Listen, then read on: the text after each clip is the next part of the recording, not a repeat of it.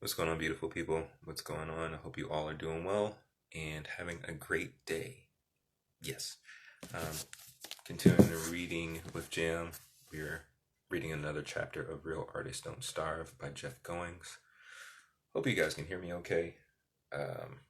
Let's just jump right into it. I will say, I think I mentioned in the last live that I did, that after I finish this book, which I think I got a couple of chapters left. Let's see how much is left in the actual book. Just go to the table of contents. Because that's what it's there for. Okay. Alright, yeah, we got about 4 more chapters. Because I'm not going to read the extra stuff. We got about 4 more chapters, including tonight. But after I finish this book, I will be transitioning my Reading with Jam to my Twitch channel, which is just twitch.tv Jamiel Cal-Pin. I'm going to do all my creative stuff there, all my practicing in public. So I do that I'm going to do that with my reading and my voiceover stuff. Because at some point I plan on doing fiction too, because I like to make voices and I like to practice and do that kind of stuff. But I also make music and I make beats there too for my mental health. It's something that I do as an emotional release valve, which is something I've mentioned on my Dude Make Something podcast. Go and check that out. It's anywhere. Apple Podcast, Google Podcast, wherever you can get podcasts. Dude Make Something podcast. And it's also on YouTube. I have episodes and stuff on my YouTube channel. But yes, so after we finish this book, Real Artists Don't Starve by Jeff Goins, I will be transitioning to doing those live streams and practicing in public and the creative stuff on my Twitch channel, just because I believe the interface is better, not only for me, but also for those who are consuming the content. So yeah, we're going to jump into this. Real Artists Don't Starve by Jeff Goins. Thank you for attending Reading with Jam. Here we go. Chapter 10. Own Your Work. The starving artist sells out to an early bidder. The thriving artist owns his work. No price is too high to pay for the privilege of owning yourself. Nietzsche.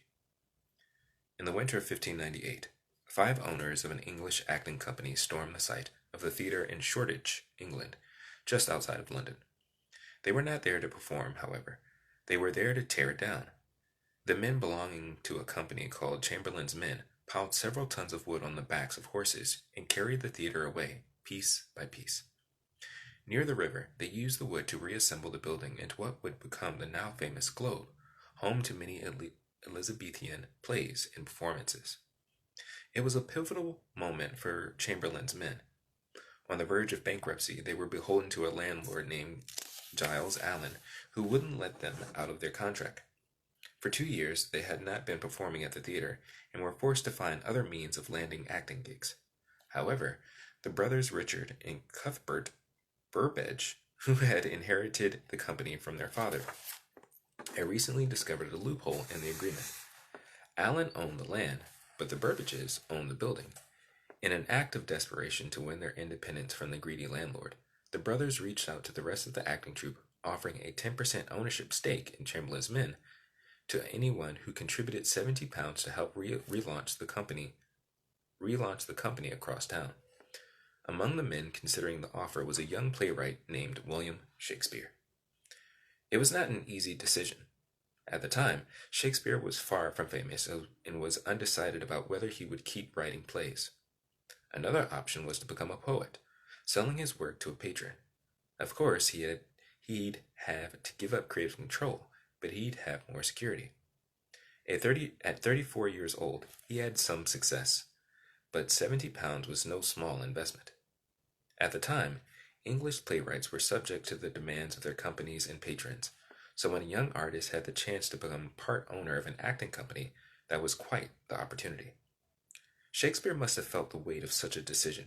Either he could continue on this current path, responsible to landlords and theater owners, or he could head in an entirely new and risky direction. If he joined the new company, the venture could fail and he would be out of a job. But if the playwright stayed where he was, he could miss the chance to be part of something new and exciting, something he could own. There was risk on both sides, as there always is, but one clearly had a much bigger potential payoff. Shakespeare took the risk and gave up the security of being a freelancer to become an owner, and the following year was one of the most important periods in his career.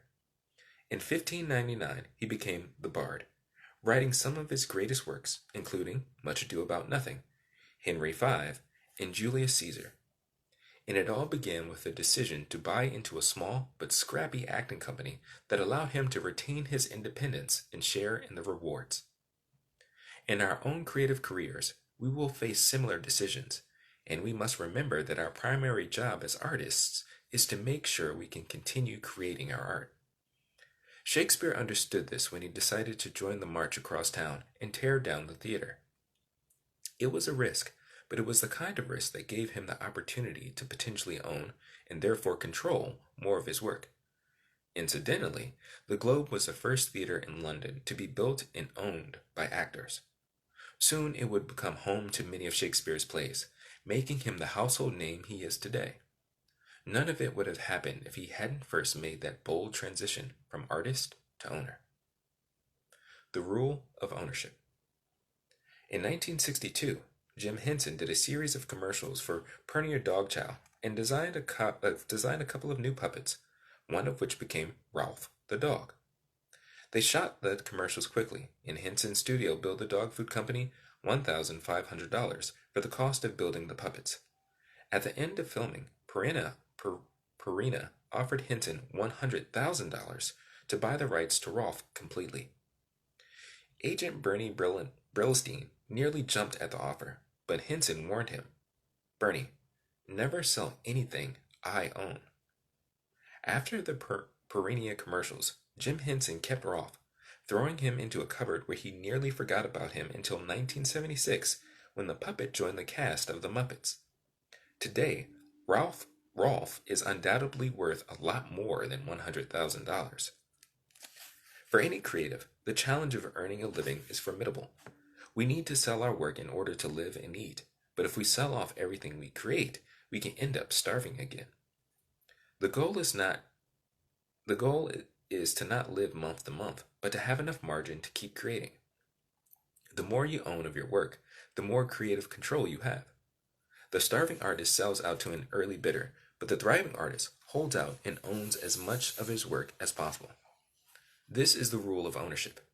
As creatives, our job is not only to create great works, but to protect those works.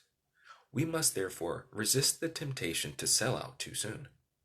Settling for a nice payday can lead to a short-term success, but it won't buy the kind of legacy we want. We must think long-term if we want the kind of freedom that allows us to create what we want while still reaping the rewards of our creation. We all desire a long and prosperous career, one that will hopefully endure after we are gone. The way we ensure the future success of our work is to own the work.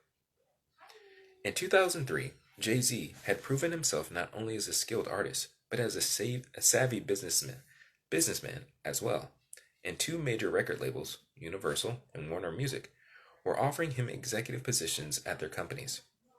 Universal was debating whether to offer him an executive post at their hip-hop label, Def Jam Records.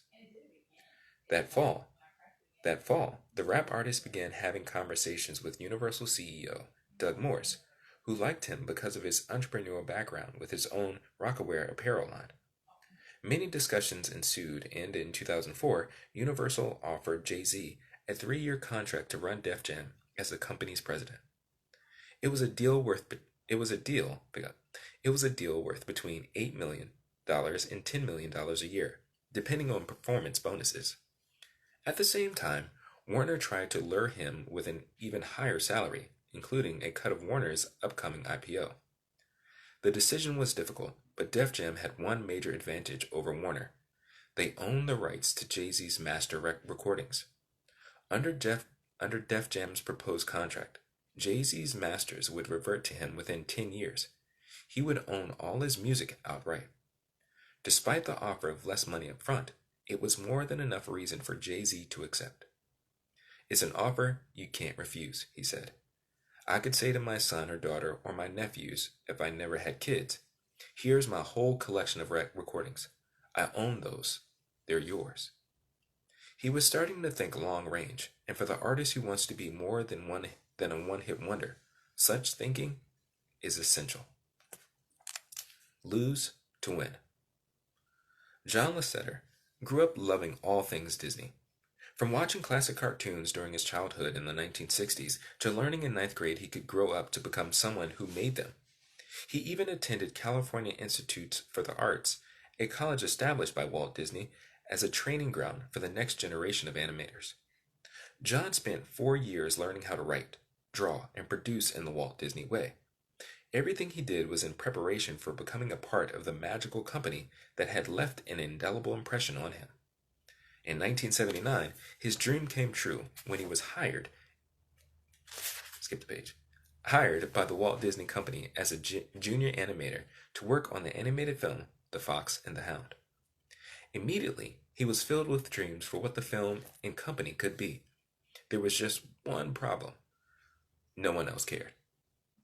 At the time, the priority of the company was to make profits instead of timeless movies, and they were missing the mark on both. Not long after his failed attempts to re-envision The Fox and the Hound, John pitched a short film idea to his bosses that would leverage the emerging technology of computer animation. He was enthusiastic and motivated about the idea, but again, it was I struggle with words. I don't know what's up with that. But again, it was summarily dismissed. And then he was fired. 5 years into his dream job, John Lasseter was out of work. Directionless and disillusioned, he went to work for a small division of Lucasfilm that made hardware and software for high-resolution, computer-generated images. Their flagship product was the $125,000 Pixar image computer that had great potential but had found little market success. In fact, the division was hemorrhaging money. Still, the promise of creative fulfillment was irresistible. John was now part of a team of artistic computer scientists who were as obsessed as he was with making a computer animated movie. But the owner, George Lucas, had been trying to sell the division for years and was convinced the team's quirkiness was a liability. That very quirkiness turned out to be exactly what interested a 31-year-old entrepreneur who wanted to be part of a group that loved art and tech as much as he did. His name was Steve Jobs. Recently ousted from his own company, Jobs was on the prowl for the next big thing, so he bought the division for $5 million from Lucas, who was in the middle of a divorce and trying to liquidate as many assets as possible. Jobs decided to call the new company Pixar, after the flagship computer the creative team had brought to life.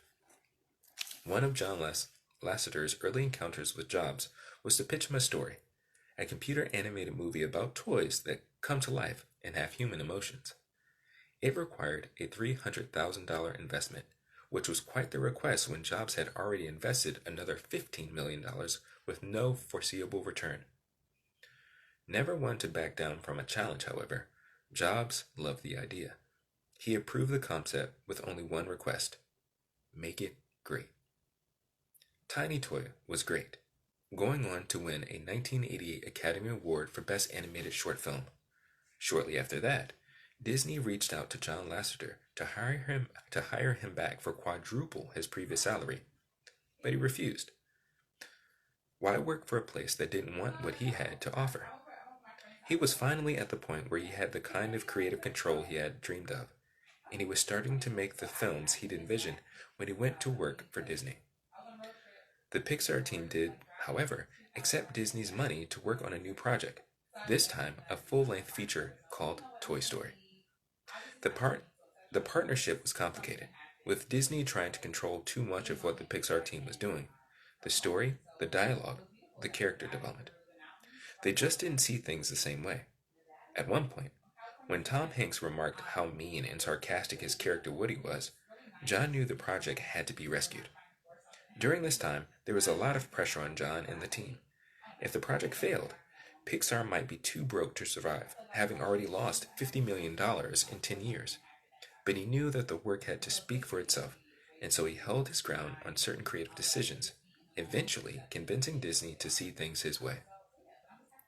The heart of the movie was restored, and John's vision became a reality. A week after the premiere of Toy Story, the company went public. It was a bold move. After all, who would buy a stake in such an unprofitable company? When their first feature film debuted to unanimously glowing reviews, however, Pixar was valued at $22 per share, a valuation that in 30 minutes doubled. Then it reached nearly $50 after an hour, and by the end of the day closed at 800% higher than it had started. The company was now worth more than $1 billion. John Lasseter didn't want to start an animation company. He wanted to make Disney great again, and he did that by leaving Disney to join Pixar, bringing that studio's storytelling prowess back to the company that had rejected him. In the process, he helped create something worth billions of dollars. It is the classic case of what's at stake when we don't sell out too soon. We must maintain as much ownership of our work as possible, not because it will make us rich, but because it will make the work better. This should be the chief goal of every artist, to make the work great. Sometimes, to accomplish this vision, we must make sacrifices, even walk away from great opportunities. We do this not to hoard our gifts, but to maintain the control we need to make our work excellent.